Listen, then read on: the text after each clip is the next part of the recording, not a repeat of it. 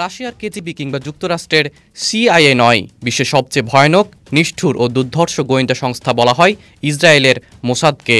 ১৯৪৮ সালে প্রতিষ্ঠিত এই মোসাদ বিভিন্ন দেশে গিয়ে গুপ্ত হত্যার মতো লোমহর্ষক অপারেশনও করে থাকে নিয়মিত। মোসাদকে অনেকে ইসরায়েল রাষ্ট্রের ফুসফুসও বলে থাকেন। মোসাদের প্রতিষ্ঠাতা তৎকালীন ইসরায়েলি প্রধানমন্ত্রী ডেভিড বেন গুরিয়ন মনে করতেন, গোয়েন্দা বৃত্তি ইসরায়েলের প্রথম ডিফেন্স লাইন। টার্গেট দেশ থেকে গোয়েন্দা তথ্য সংগ্রহ, সন্ত্রাস দমন ও অপারেশনের পর এগুলো গোপন রাখা হচ্ছে মোসাদের প্রধান কাজ। এটি ইসরায়েলের প্রধান গোয়েন্দা সংস্থা। মোসাদের প্রধান বিচরণ এলাকা বলতে কিছু নেই। বলা হয়ে থাকে এদের নেটওয়ার্ক সমগ্র বিশ্বেই বিস্তৃত। যতদিন মোসাদ তার এই কার্যক্রম অব্যাহত রাখবে ততদিন পর্যন্ত ইসরায়েল রাষ্ট্রের কোনো ক্ষতি করা মোটামুটি অসম্ভব। মোসাদের এই দুর্ধর্ষ ইমেজের পেছনে রয়েছে দুর্দান্ত পরিচালনা পদ্ধতি। বিশ্বের সেরা কোভার্ট অপারেশনগুলোর মধ্যে বহুল আলোচিত হল অপারেশন অর্থ অফ গড।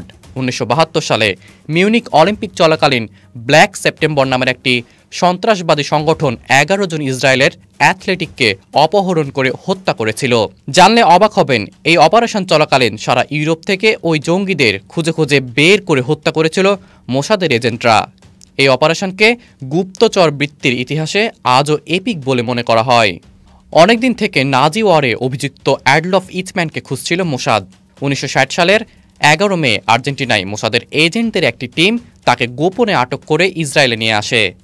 ইসরায়েলের আদালতে একটি সাজানো বিচারের মাধ্যমে তাকে ফাঁসিতে ঝুলিয়ে হত্যা করা হয়। ১৯৭৩ সালের ৯ এপ্রিল রাতে ও ১০ এপ্রিল ভোরে লেবাননে বিমান হামলা চালায়। একই সময় ইসরায়েলের ডিফেন্স ফোর্সের স্পেশাল ফোর্স ইউনিট বৈরুত, সিডন ও লেবাননে পিএলও টার্গেটকৃত নেতাদের খুঁজছিল ও সম্ভাব্য স্থানে হামলা করছিল।